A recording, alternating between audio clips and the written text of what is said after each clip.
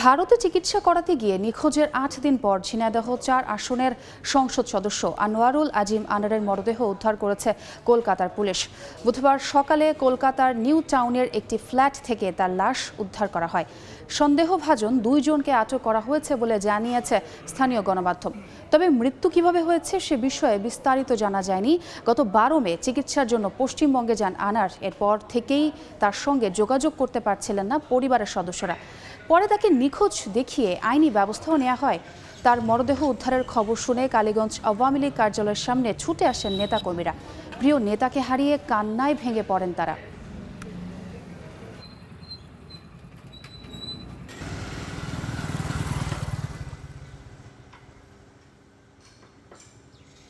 রাত দুটো নেই, আড়াইটা নেই।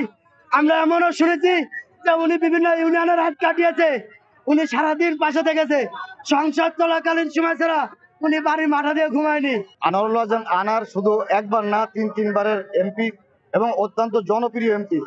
তার এই সংবাদ আসার সাথে সাথে ঝিনেদার আনাচে কানাচে আজকে কান্নার রোল পড়ে গেছে। আমার ভাইয়ের মৃত্যুর জন্য আমরা ইন্ডিয়ার কাছে জবাব দিতে চাই। এ বিষয়ে বিস্তারিত জানাতে ঝিনাইদহের কালীগঞ্জ আওয়ামী লীগ কার্যালয়ের সামনে আছেন রিপোর্টার লোটাস রহমান সোহাগ। সরাসরি যাচ্ছি তার কাছে। পৌর কমিশনার থেকে তিনবারের সংসদ সদস্য হয়েছিলেন, উপজেলা চেয়ারম্যান। অনার্থেই রাজনৈতিক নেতার জীবনাবসান হলো ভারতের একটি নিউটাউন হাসপাতালে। আসলে এটা এখানকার ঝিনাইদহের মানুষ কিন্তু মেনে নিতে পারছেন না তাদের প্রিয় নেতা এভাবে হারাতে হবে। দেশের বাইরে দেশে একটি হোটেলে তার এই মরদেহ যে পাওয়া গেছে, যেটা জানিয়ে রাখি, এটা কিন্তু কোনোভাবেই ঝিনাইদহের মানুষ মেনে নিতে পারছে না।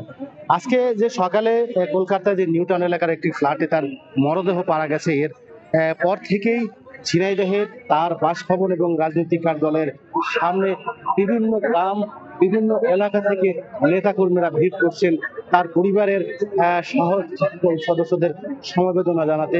তাদের একটা নেতাকে এক নজর, নেতার সর্বশেষ খবর কিন্তু এক নজর জানতে তারা আসছেন। তার ফ্যামিলির সাথে কথা বলার চেষ্টা করছেন অনেকে। নেতাকর্মীরা বিভিন্ন এলাকা থেকে ছুটে আসছেন। আমরা যতটুকু জানতে পেরেছি যে তার মরদেহ হয়তো দ্রুতই পরিবারের কাছে বর্ডার হয়ে হস্তান্তর করা হয়, বিজিবির কাছে হস্তান্তর করা হবে এবং সেটা তারপরে ঝিনাইদহে আনা হবে।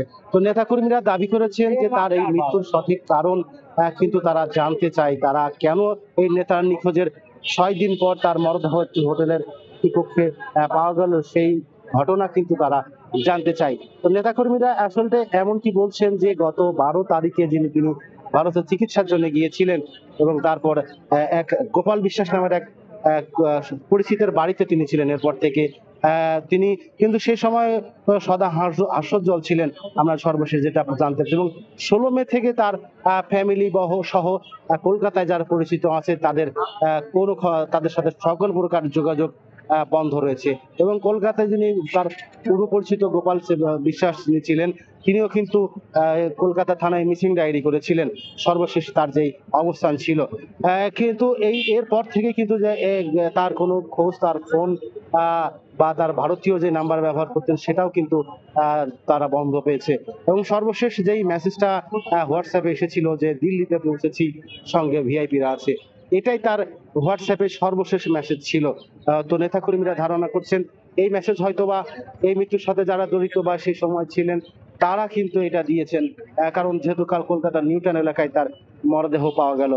তো নেতাকর্মীরা দাবি করছেন যে তাদের প্রিয় নেতার এই হত্যার সাথে জড়িত যারা আছেন তাদের দ্রুত আইনের আওতায় আনা হোক এবং এই ঘটনার পুরো ঘটনাকে নেতাকর্মীরা জানতে চায়।